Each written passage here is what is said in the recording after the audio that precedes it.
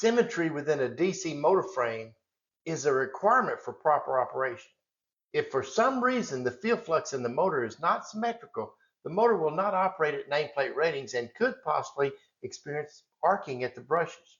And here you can see the flux lines are very uniform and symmetrical. And this symmetry must be maintained when the motor is in operation.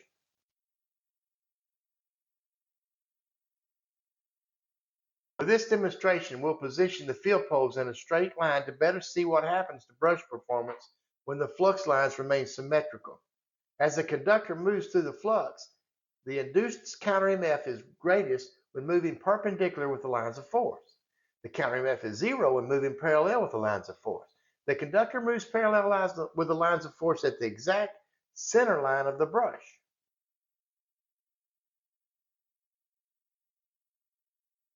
Between the field poles is called the neutral axis or point of commutation. You remember there must be no counter EMF generated in the conductor at the point of commutation. Field pole iron is adjusted at the factory using shims inserted between the field pole iron and the frame iron. When properly adjusted, field poles deliver a symmetrical pattern in the field frame.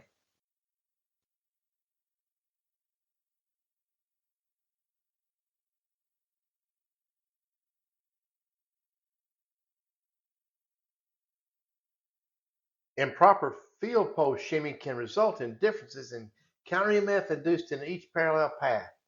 This can result in poor motor performance and brush arc.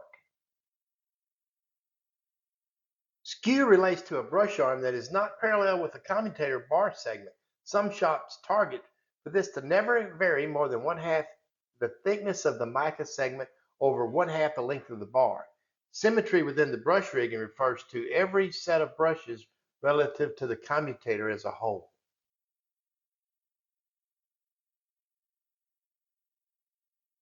A major cause for dissymmetry with the motor's magnetic flux field is armature reactance, which refers to the field flux distortion from the interaction between the armature rotating flux and the main field flux.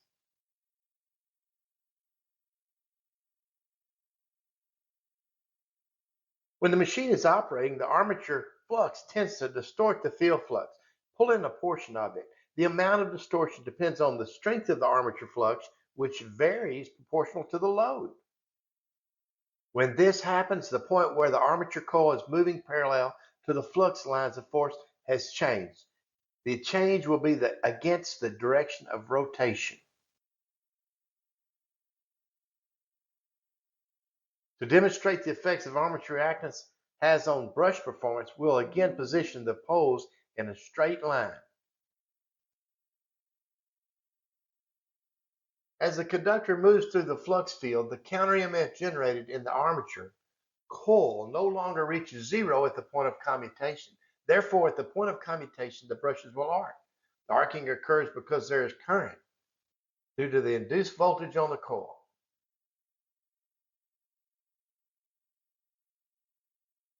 At any one particular moment of time, the brushes are always shorting one coil. If an EMF is induced in the coil, a huge current will flow. To prevent this, brushes are positioned in a way that the coil, being short-circuited, has no induced voltage into it. To counter the effects of armature reactance, interpoles are installed in the motor between the field poles and centered at the point of commutation, also called the neutral axis. Interpoles nullify the effect of armature reactance. With interpoles added, the interpole flux opposes the armature flux, restoring the symmetrical flux pattern. Interpoles are in series with the armature circuit. With interpole reactance increasing as current increases, the opposing magnetic field of the interpoles is also increasing. The interpoles not only nullify the effects of armature reactance, but also induce a voltage that opposes the reactance voltage. Well, what is reactance voltage? As we have already learned, a voltage will be induced into an inductor if it is inserted in a flux field with magnetic lines of force changing. During commutation, the change in current direction is creating the change in magnetic lines of force. The induced voltage is known as a reactance voltage.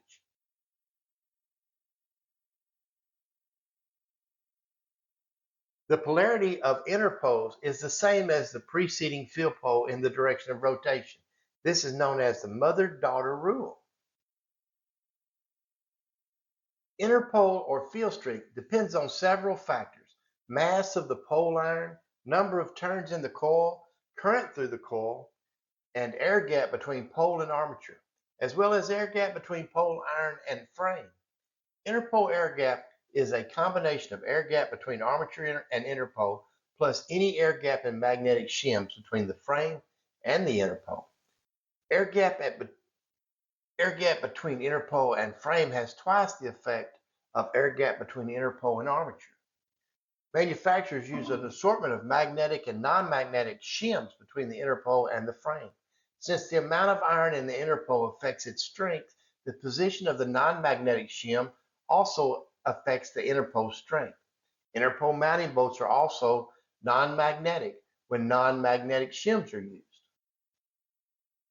Improper interpole shimming can result in distortion in field flux. This could result in poor motor performance and brush arc. And in this animation, we can see in the lower right corner, there's a shim removed from that interpole. That created an issue with the flux field in that zone of the motor. The field, the actual neutral, has shifted in towards the direction of rotation. As the size of the DC motor increases, the current increases. The interpoles may no longer be adequate to keep the field flux symmetrical. Also, large armature currents cause flux that negates main field flux, which speeds the motor up. And the effect of armature actions distorts the main field in the direction of rotation. In larger motors, this effect is not always corrected with only the addition of interpoles. And to address the distortion under the main field poles, compensating windings are installed into slots of the main field pole iron.